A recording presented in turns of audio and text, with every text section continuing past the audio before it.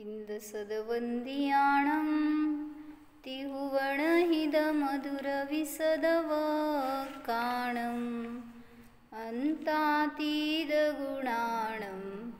नमोजिनाणं जिदभवाणं।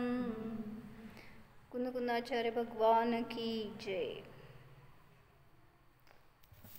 पंचास्त्रियामध्ये 11 नंबरची गाथा आहे।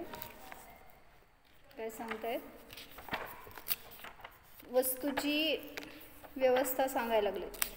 काय काय असतं वस्तूमध्ये, म्हणजे द्रव्य कशाला म्हणतात हे घेतलं 10व्या गाथेमध्ये, ज्याच्यामध्ये सत हे लक्षण आहे ते द्रव्य आहे, जे काय उत्पादवे ध्रुववाला आहे ते द्रव्य आहे, आणि गुणपर्याय वान आहे ते द्रव्य आहे। अशी 3 लक्षणं केली। त्यातल्या आता उत्पादवे ध्रुवयुक्त सत असतं, ह्याचं विश्लेषण 11व्या गाथेमध्ये करतायत। गाथा म्हणू। उत्पत्ती व विनाशो दवसयनध्यधिसभावो विगमोपादधुवत्तं करेन्ति तस्यैव पज्जायाम्। उत्पत्ती व विनाश द्रव्याचा होत नाही, म्हणजे द्रव्याचा वे आणि उत्पाद होत नाही, तर अथिसभाव कसा आहे द्रव्य? सद्भावरूप आहे। विगमोपादधुवत्तम करेन्ति तस्यैव पज्जाया, त्याच्याच पर्याय उत्पाद वे ध्रुव करतात। काय म्हणले? द्रव्य तर स्थिर आहे, पण पर्याय उत्पाद वे ध्रुव करतात। म्हणजे द्रव्यार्थिक नयाने द्रव्य ध्रुव आहे आणि पर्यायामध्ये उत्पाद विनाश चालू आहे। म्हणून द्रव्य नित्य पण आहे, अनित्य पण आहे, स्थिर पण आहे, अस्थिर पण आहे, असं त्याच्यामध्ये थोडंसं विश्लेषण घेतलं होतं। तर वर्णिजींनी चांगला खुलासा केलाय थोडासा।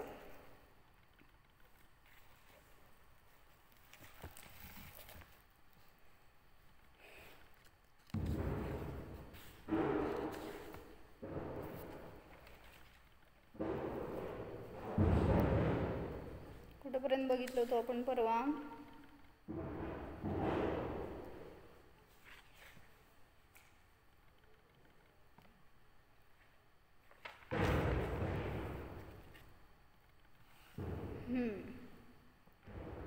द्रव्य की दृष्टि से देखो तो पदार्थ सदा काल रहता है, पर्याय दृष्टि से देखो तो प्रति समय अपनी नई अवस्था बनाता रहता है, पुरानी अवस्था विलीन करता है।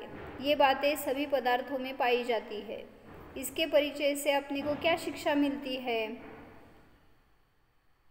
सभी पदार्थों का ऐसा ही स्वरूप है। म्हणून सांगतायत की प्रत्येक द्रव्य हे उत्पाद वे करतं। हे समजून काय फायदा आपल्याला?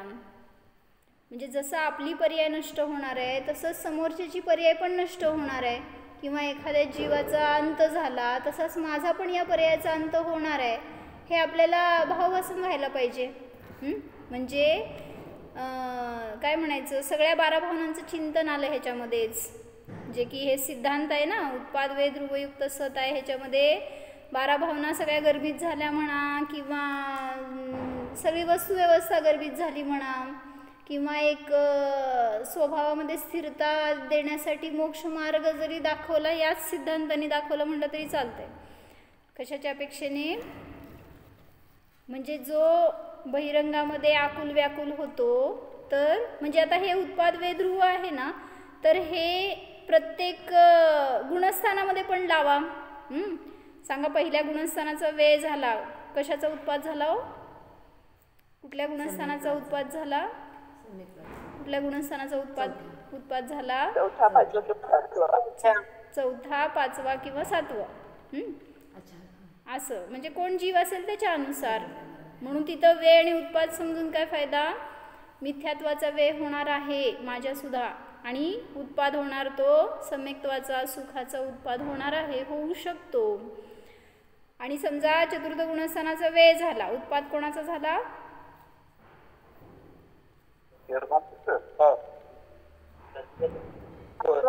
पहिला गुणस्थान, तिसरं गुणस्थान, किंवा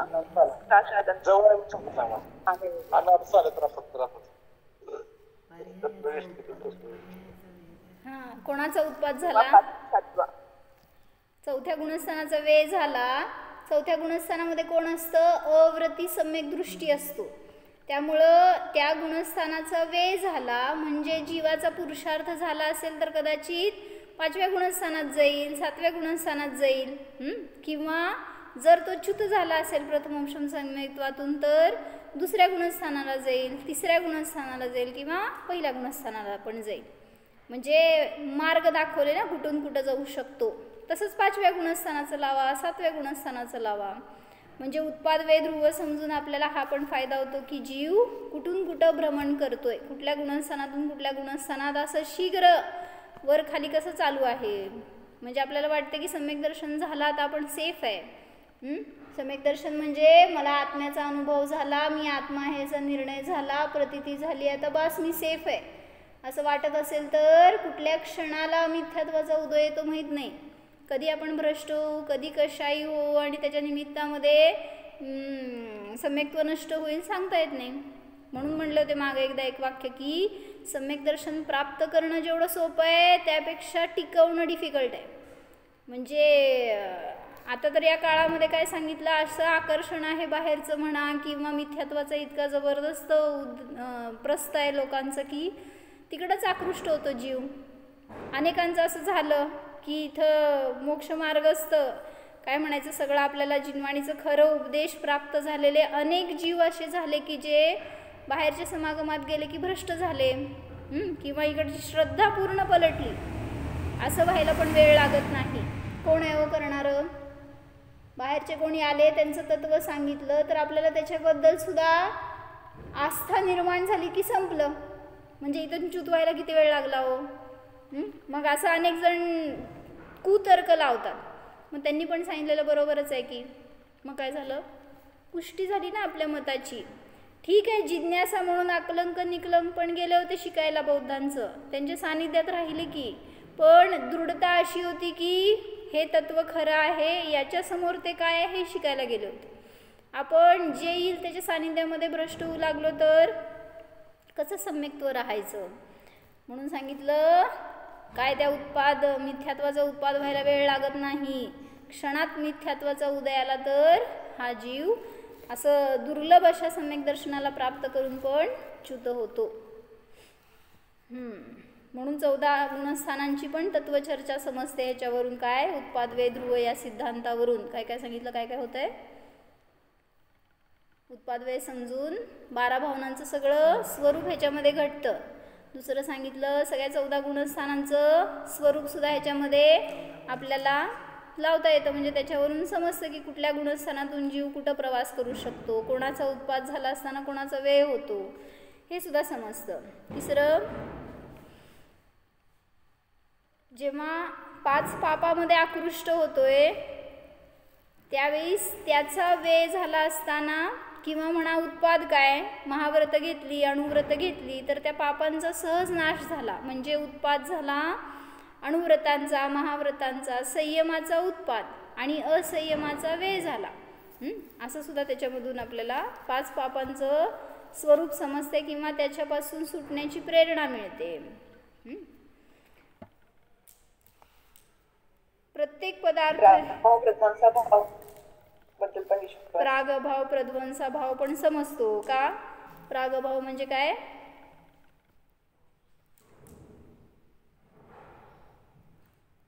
प्रागभाव म्हणजे पूर्वीचा पहिलेचा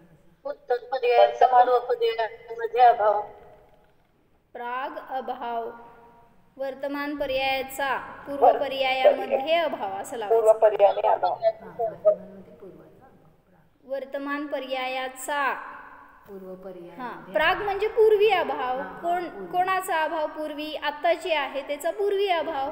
म्हणजे उदाहरण लावलं होतं काय, घट उत्पन्न झालं तर, सांग सोनल, घट उत्पन्न झाले तर प्रागभाव कोणाचा झाला? चिखलवाल्या मातीचा. कसं म्हणायचं म्हण? ओगडदोगड मातीचा अभाव म्हणजे प्रागभाव. त्याला प्रध्वंसाभाव म्हणतात. प्रागभाव म्हणजे काय? पूर्वी अभाव ना. मग आत्ताची पर्याय आहे त्याचा पूर्वी अभाव लावायचा. म्हणजे कसं करायचं? घटामध्ये मातीचा अभाव, पूर्वीची माती. मध्ये नाही निमे हो. घट का भाव. मग कसं म्हणायचं? कसं? घटाचा पूर्व पर्यायात अभाव लावायचा ना. मातीचा पुढं अभाव म्हणलं तर प्रध्वंस अभाव झाला.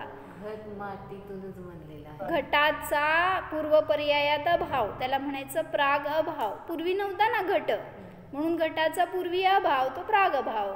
आणि प्रध्वंस अभाव म्हणजे उत्तर पर्यायामध्ये अभाव. घटाचा पुढच्या खापरे वगैरे जे झालं त्या पर्यायामध्ये अभाव त्याला म्हणायचं प्रध्वंस अभाव. काय कळलं सांगा?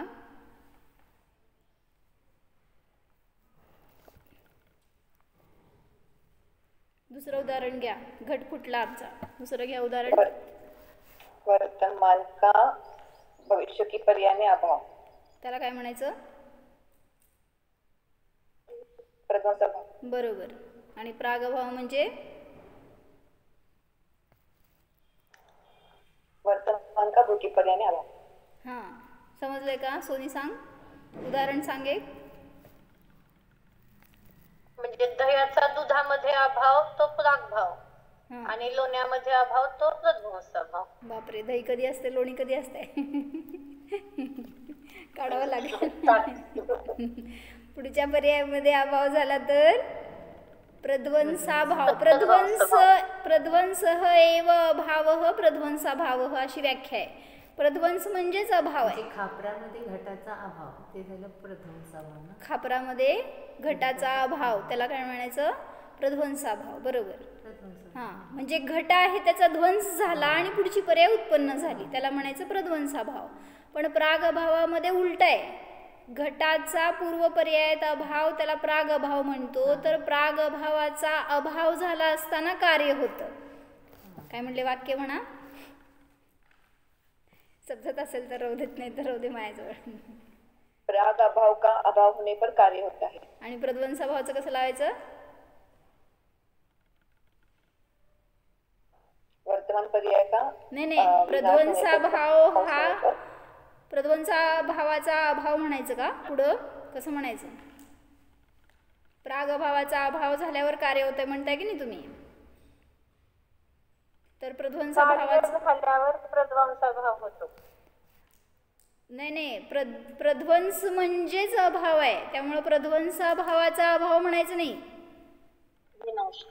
प्रध्वंस एव अभाव प्रध्वंसाभाव. आणि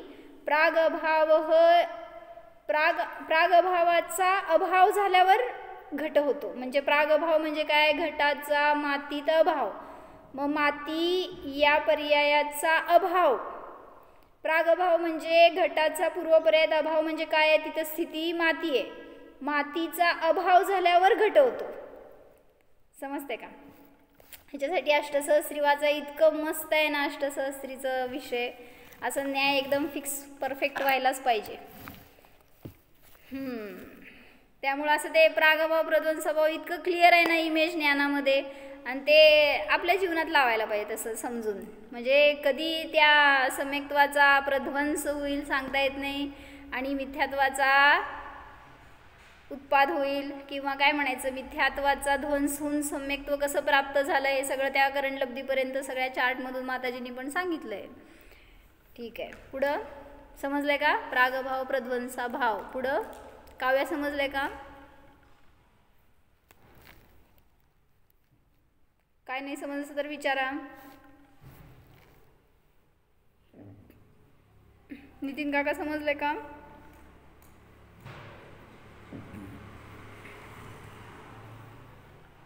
न्यायाचं कुठलंही पुस्तक वाचायला घेतलात ना तुम्हाला हे पहिल्यांदा येणार आहे आणि सगळ्यांचा त्यातच गोंधळ होतो. दीदी तुम्ही म्हणलात ना राग अभावाचा अभाव झाल्यावरती कार्य होतं आणि प्रध्वंस भावामध्ये कसं लावायचं? प्रध्वंस एव अभाव. प्रध्वंस होणे हाच अभाव आहे असं लावायचं. म्हणजे घट आहेत त्याचा ध्वंस होणे हाच त्याचा अभाव आणि मग खापऱ्यांचा उत्पाद झाला म्हणजे उत्तर पर्यायाचा उत्पाद झाला. कार्यरूप जे होतं घट ते नष्ट झालं आणि उत्तर पर्याय उत्पन्न झाली म्हणजे खापऱ्या झाल्या त्याच्या. मग वर्तमान कार्याचा प्रध्वंस झाला म्हणजेच अभाव झाला आणि खापऱ्या उत्पन्न झाल्या. आता रोटलीचं सांगा उदाहरण घेऊन, मला समजेल अजून. काव्य सांगा, सांगा हो. लोईचा अभाव झाला आणि लोणीमध्ये रोटीचा प्रागभाव झाला. अभाव. परत काय? लोईचा अभाव झाला आणि रोटली उत्पन्न झाली, हे प्रागभाव चूक. झाला. कोणाचा कोणामध्ये हे इम्पॉर्टंट आहे हो फक्त. हे 3 पर्याय घ्या. ही पर्याय वर्तमान आहे मधली, ही पूर्वभूत पर्याय आहे आणि ही भविष्य पर्याय आहे समजा. दिसल्या? अशा भूत, वर्तमान आणि भविष्य अशा 3 पर्याय घेतले आपण. तर आता रोटली झाली आहे तुमची. रोटलीचा पूर्व पर्यायात अभाव म्हणजे त्या लोईमध्ये अभाव, प्राग अभाव. आणि रोटली पोटात गेली. कुठं गेली? काय करायचं रोटलीचा अभाव पुढं? म्हणजे काय, अखंड रोटली होती ती तुकडे केली म्हणा, तर अखंड रोटलीचा प्रध्वंस झाला, त्याचे तुकडे झाले, तर हा प्रध्वंसाभाव म्हणायचा. या कार्याचा माग अभाव प्रागभाव, याचा पुढं अभाव प्रध्वंसाभाव. समजलं? लोईचाच ना. लोईचा म्हटलं तर मग या 2 पर्याय तुम्हाला समजणार आहे का? तसं लावा. लोईचा जर रोटलीत अभाव म्हटला तर कुठला अभाव झाला हो? प्रध्वंसाभाव झाला. लोईचा पुढच्या पर्यायात अभाव सांगताय. पिठामध्ये बरोबर. पिठामध्ये अभाव तो प्रागभाव. आता सर्वज्ञांवर सांगा बघू हे घटून. प्रध्वंसाभावाने सर्वज्ञ सिद्धी होते, ह्याच्यासाठी अष्टसहस्रीमध्ये सगळे हेतू देऊन त्यांनी सिद्धी केली आहे. म्हणजे काय झालं? अष्टकर्मांचा प्रध्वंस झाला असताना सिद्धदशा प्रगटते आणि 4 कर्मांचा अभाव झाला असताना सर्वज्ञत्व प्रगटतं. म्हटल्यावर कसं लावायचं? प्रागभाव प्रध्वंसाभाव.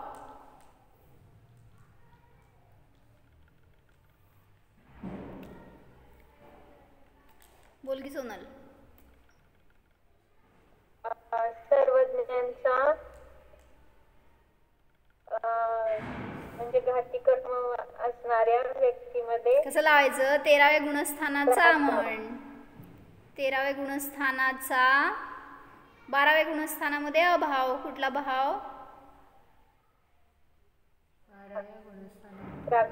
प्रागभाव. आणि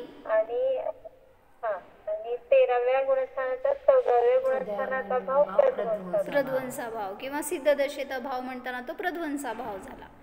मग हे पण सगळं आपल्याला उत्पादवे द्रव्यतावरून समजतं की प्रत्येक पर्याय ही प्रतिसमयाला उत्पन्न होते आणि नष्ट होते. मग त्याच्यामध्ये मला कोणाला विषय करायचा आहे?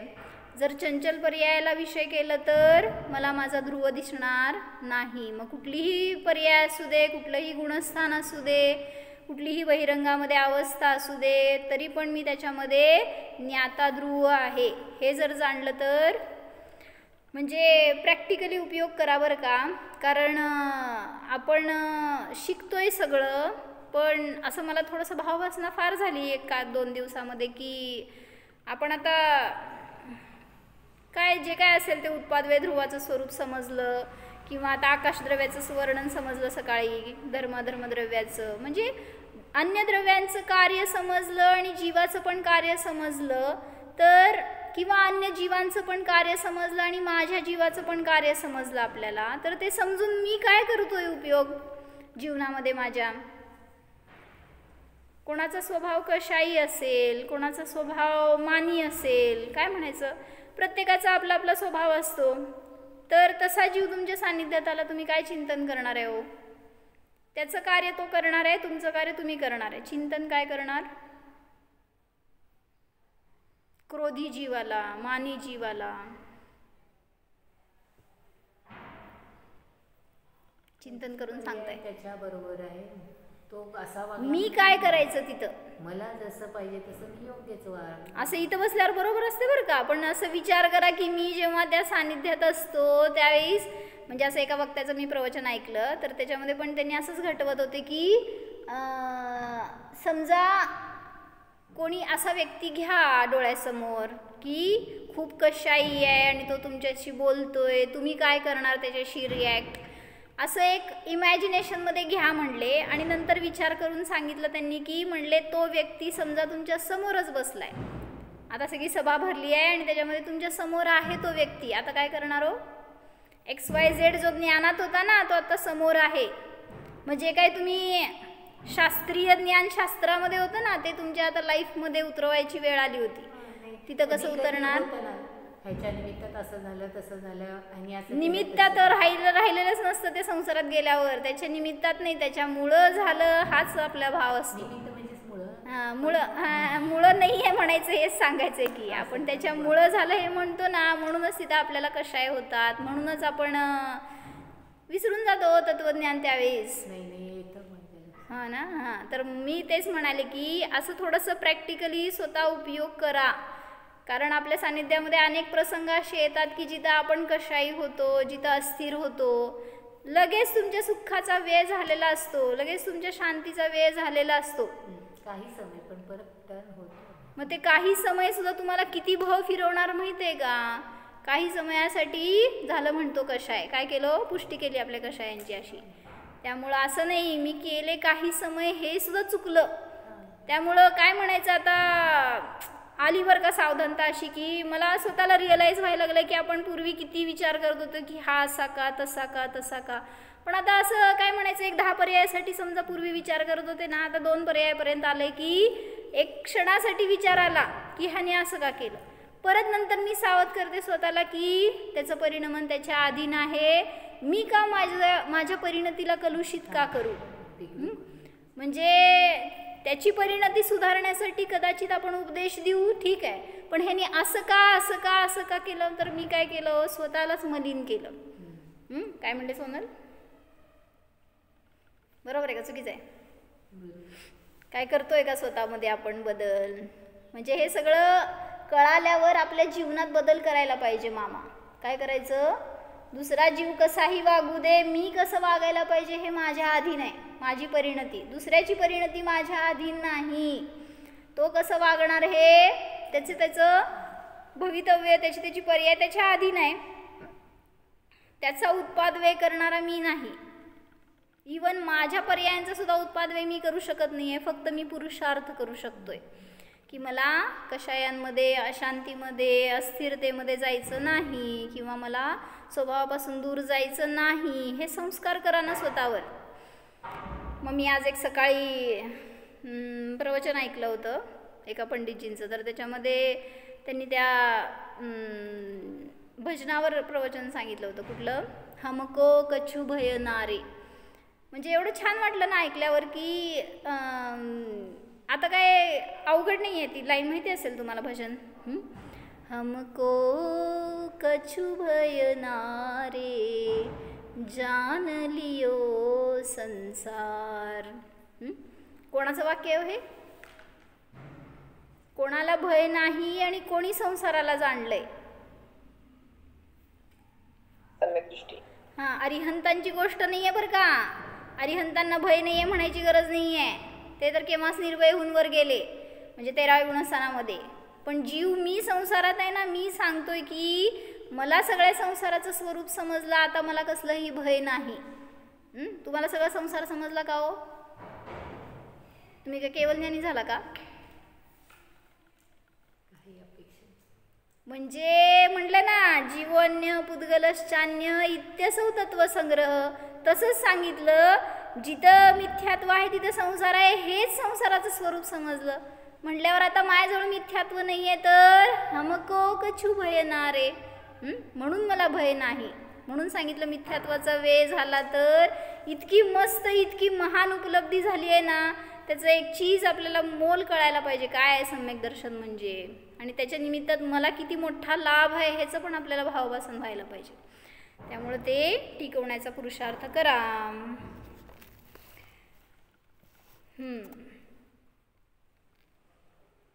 प्रत्येक पदार्थ है और वह अपनी नई नई अवस्था बनाता रहता है. कोई पदार्थ किसी दूसरे की अवस्था नहीं बनाता. कोई पदार्थ अपने प्रदेश से हटकर किसी दूसरे पदार्थ में नहीं जाता. का नहीं जात? हेतु द्या. कोई पदार्थ अपने प्रदेश से हटकर दूसरे पदार्थ में नहीं जाता, क्यों? स्वतंत्र आहे प्रत्येक द्रव्य. एक द्रव्य दुसऱ्या नाही, हेतू द्या. जात नाही. का? अगुरु लघुत्व अगुरु लघु गुणाचं कार्य आहे. त्यामुळं माझे गुण माझ्यामध्ये सुरक्षित आहेत, मी दुसऱ्यामध्ये जात नाही. तसंच दुसऱ्याचे गुण आणि ते द्रव्य सुद्धा सुरक्षित आहे त्याच्यामध्ये, म्हणून मी दुसऱ्यामध्ये जात नाही, परपदार्थ माझ्यामध्ये येत नाही. इसलिए उसका किसी भी पदार्थ से कुछ भी संबंध नहीं है. काय मामा, जगात कोण छान आहे सांगा? जाऊ दे, जगात नको, आपल्या घरात कोण खूप चांगला आहे? तुमच्या घरात खूप चांगला व्यक्ती कोण आहे? मीच आहे म्हणू नका, दुसरं सांगा. कोण आहे हो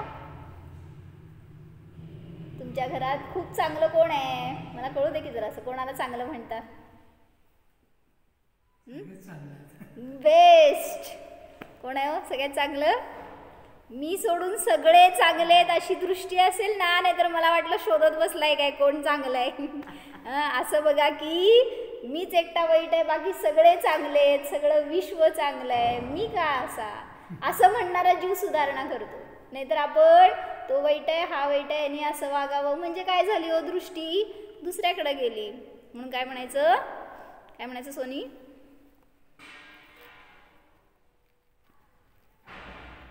म्हणा की मी वाईट आहे. कोण म्हणते बघू? मीच वाईट आहे. होय ना. सगळं जग चांगलं आहे. दूसरी बात, उसकी जो परिस्थिति बन रही है, जो दुख भरी स्थिती है, यह स्थिती मिट सकती है क्या? जी काय माझ्या द्रव्याची परिस्थिती आहे, पर्याय उत्पन्न झाली आहे, ती नष्ट होऊ शकते का? हाँ, मिट सकती है. क्यों?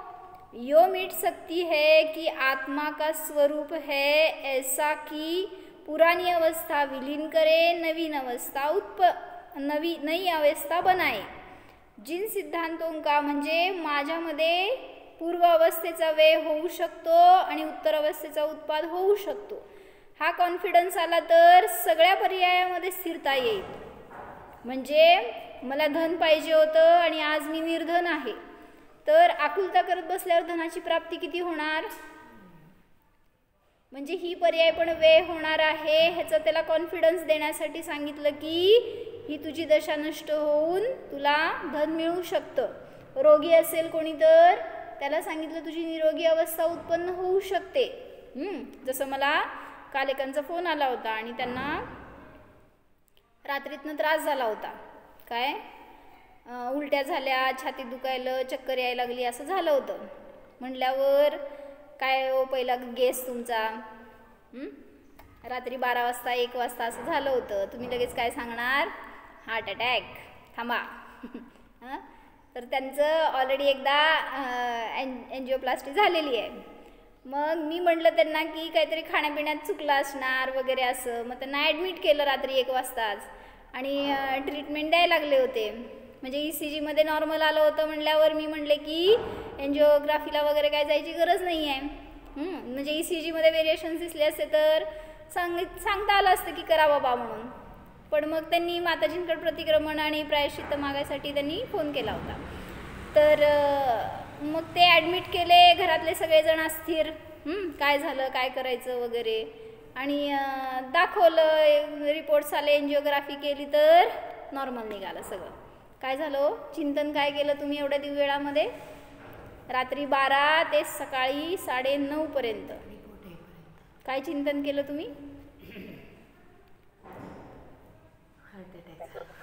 हार्ट अटॅकच आला तर.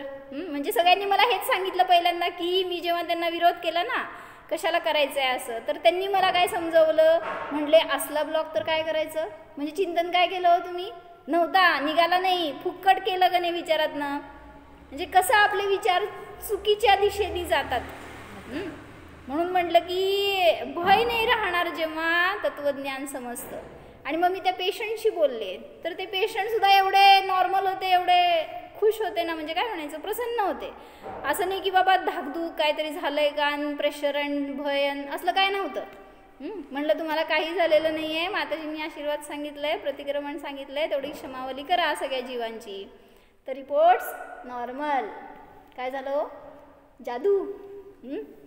म्हणजे कशाय अशांती त्या पर्यायाचा वे झाला आणि शांत पर्यायाचा उत्पाद झाला. कशाने होणार?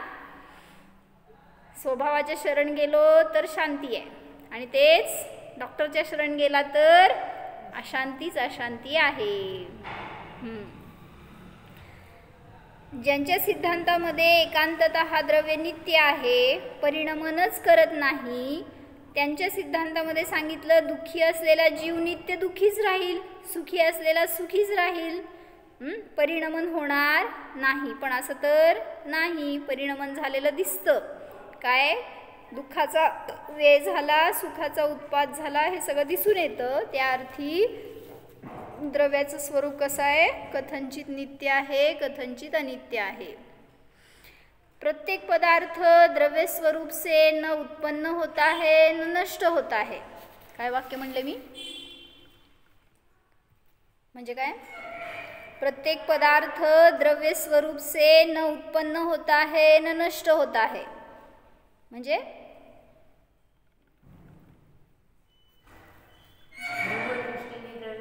उत्पन्नही होत नाही आणि नष्ट. कोणासाठी सांगितलं? आपल्यासाठी. थांबा हो, दुसऱ्या मतवादीसाठी सांगितलं. कोणासाठी सांगितलं? जे काय होतं ते पर्याय म्हणे. कोणी मानलं त्यांच्यासाठी हे सांगितलं की द्रव्य दृष्टीने पदार्थाचा उत्पाद पण होत नाही, नाश पण होत नाही. कुठल्या मतवादीचं खंडन?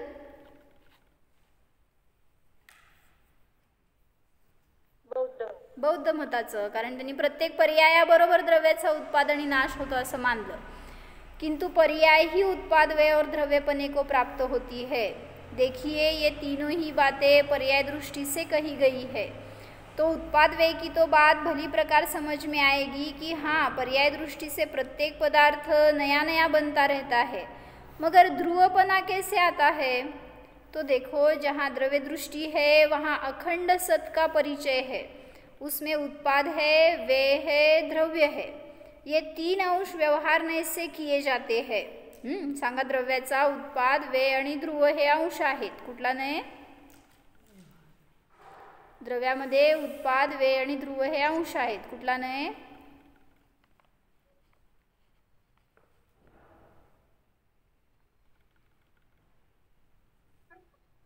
कुठं गेला सगळे? सद्भूत.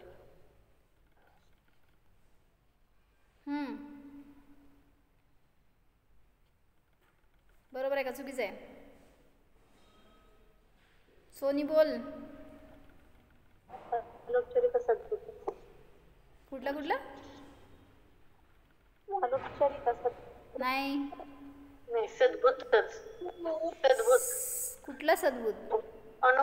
सद्भूत. अनुपचारित सद्भूत. अनुपचारित. ना दोघं. अनुपचारित हे काय गुण आहे का? उत्पाद, वे, ध्रुव हे उच्चाराने पर्याय आहे ना. त्यामुळे द्रव्याचे हे अंश आहेत असं म्हणताना तो उपचरित सद्भूत व्यवहार नाही झाला. पर्याय आहे, ती क्षणिक म्हणा किंवा भेदवृत्ती झाली म्हणा, कारण ती पर्याय उत्पन्न झाली, नष्ट झाली. पर्याय अंशादिक अर्थों में पर्याय शब्द का प्रयोग है, तो उस दृष्टि से पर्याय ही ध्रुवपने को, पर्याय ही उत्पाद वे को प्राप्त होती है. अब इससे यह बात समझना कि जो पर्याय विशेष है, क्षण क्षण में जो पर्याय है, उस दृष्टि से तो पर्याय विशेष है. क्षण क्षण में जो पर्याय है, उस दृष्टि से तो उत्पाद वे है. और जो पर्याय सामान्य है, सर्व पर्यायों में पर्यायपना तो है ही, उस पर्याय जाति की दृष्टि से वहाँ ध्रुवता भी है. काय कळलं? शंका होती ना तुमची मागं की ध्रुव हे पर्याय का द्रव्य आहे? उत्पाद, वे, ध्रुव मध्ये ध्रुव हे पर्याय का द्रव्य आहे? पर्याय आहे हे सांगायला. पर्याय. पर्यायपणा आहे ना त्याच्यामध्ये, जो पर्याय रूपाने राहणं हे ध्रुव आहे. त्यामुळे तो पर्याय हा सुद्धा, ती ध्रुव सुद्धा अंशच आहे. म्हणून तर वाचलं ना मी वर काय? पर्याय ही ध्रुवपने को, पर्याय ही उत्पाद वे को प्राप्त होती है. पर्यायच ध्रुव आहे, पर्यायच उत्पाद वे करती आहे. मग ध्रुव कशाला म्हणलं पर्याय ध्रुव आहे? सर्व पर्यायों में पर्यायपना तो है ही, उस पर्याय जाति की दृष्टि से वहाँ ध्रुवता है. कळलं? पर्याय पर्याय रूपाने राहणं किंवा पर्याय धर्म म्हणा, त्या अपेक्षेने ती पर्याय सुद्धा ध्रुव आहे. पर्याय होती ही रहेगी. पदार्थ के होने का, होते रहने का, वे न होने का नाम नित्य है. यानी अवस्थाएं निरंतर होती ही रहे, ऐसी धारा बनी रहने का नाम नित्य है. कोई भी पदार्थ ऐसा नहीं होता की उसमें उत्पाद वे न हो.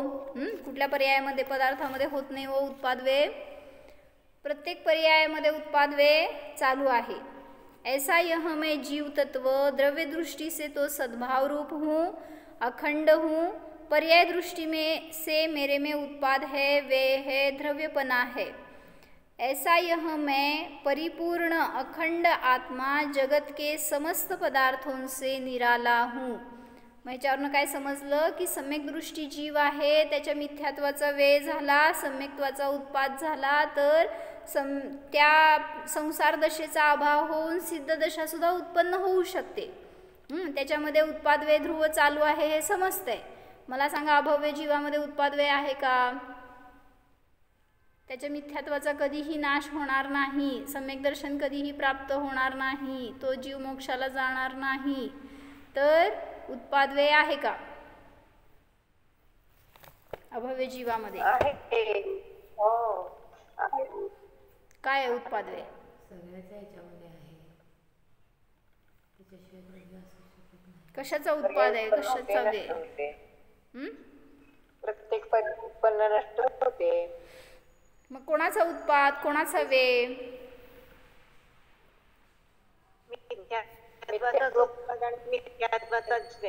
मिथ्यात्वाचा. पूर्व मिथ्यात्व पर्यायाचा वे झाला, उत्तर मिथ्यात्व पर्यायाचा उत्पाद झाला. मिथ्यात्व ध्रुव आहे त्याच्यामध्ये, मिथ्यात्वपणा म्हणा.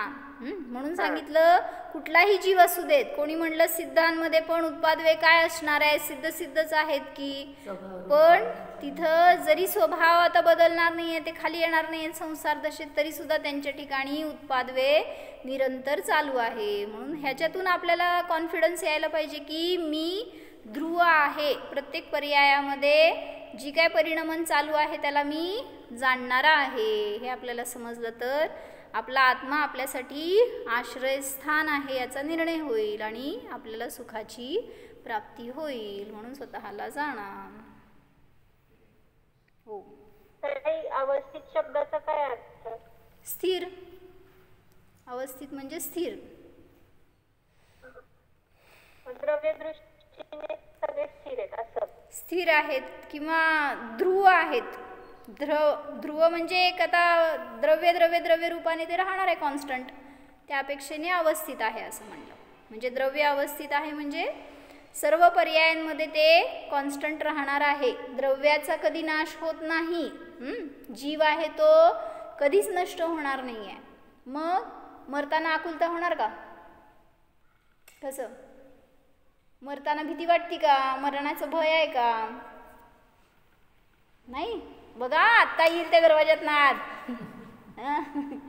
तर आपल्या ज्ञानाला असं कणखर करा की येऊ द्यात, मरण आलं तर काय भाग घाबरायचं, त्याला येणार तर आहेच, नको म्हटलं तर जाणार नाही आहे. मी फेस करणार त्या मरणाला, त्यांनी येऊन मला धरायचं नाही, मी धरणार त्याला. ह्यालाच म्हणायचं सल्लेखना मरण. मग कसं करायचं आपल्या ज्ञानाला? अशी शक्ती द्यायची आत्ता की कुठलेही उदय येऊ देत त्याच्यामध्ये मी आकृष्ट होणार नाही. सगळे उदय नष्ट होणार आहेत. उलट सांगितलं त्यांनी समाधी मरण भाषामध्ये की तुम्हाला मरण हा मित्र आहे. मरण म्हणजे तुमचा हितकर आहे, तुम्हाला कल्पवृक्ष आहे. कितीतरी त्यांनी नावं दिली आहेत. मृत्यू म्हणजे तुम्हाला सुख देणारा आहे. या असल्या शरीरातून तुम्हाला बाहेर काढणारा मृत्यूच समर्थ आहे, बाकी कोण तुम्हाला काढू शकत नाही या शरीरातून बाहेर. मग ते शरीर त्रास देतं, रोगी होतं, त्याला काय किती वेदना होतात आणि मग लोक वाट बघतात कधी मरणार कधी मरणार. म्हणजे आकुलतेने मरण्यापेक्षा इच्छा मरण स्वीकारायचं, म्हणजेच त्याला म्हणायचं सल्लेखना मरण. मग मला माझ्या जीवनाचा अंत कसा करायचा आहे? ज्ञानपूर्वक, ज्ञानामध्ये स्थित राहून शरीर सुटलं तर मला त्याच्याकडे लक्ष पण राहू नये. जसं परक्याच्या घरातलं धन कोणीतरी नेलं चोराने, तुम्हाला किती त्रास होतो? त्रास होणार आहे का? काय संबंध, येऊ दे जाऊ देत, मला काय करायचं आहे ना. त्याच्या घरातलं गेलं, माझ्या घरातलं कुठं काय गेलं. मग असं हे शरीर जाणार आहे ना, हे परक आहे, ह्याच्यातलं काय कमी जास्त झालं तर मला काय फरक पडतो, असं येतो का विचार? तसं असे विचार ठेवा तर आपण निराकुलतेने राहू शकणार. म्हणजे इथं जगलो तरी आणि मरून दुसरीकडे गेलो तरी.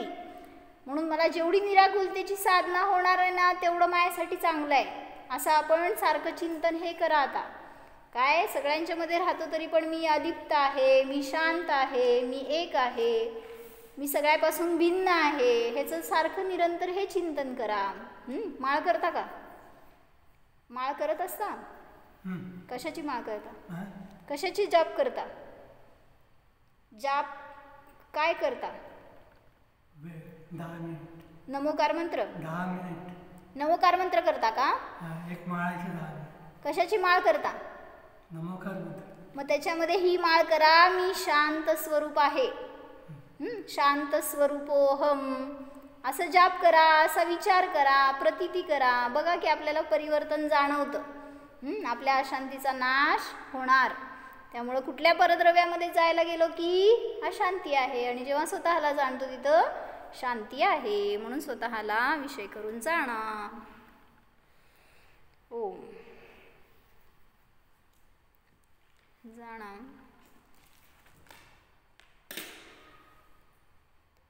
स्वतःच्या ध्रुव द्रव्याला जाणा. पहा या आत्म्यामध्ये पर्याय नाहीतच, क्षणिकता नाहीच, अनित्यता नाहीच. मी तर स्वभावानेच नित्य आहे, शाश्वत आहे. सर्व पर्यायांपासून सर्वथा सर्वदा भिन्नच आहे. सर्व पर्यायांचा ज्ञाता मात्र आहे. शांत स्वरूप आहे, जाणणाराच आहे.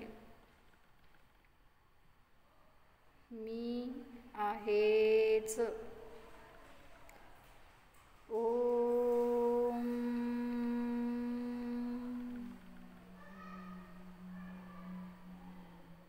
विसर्जन. नमो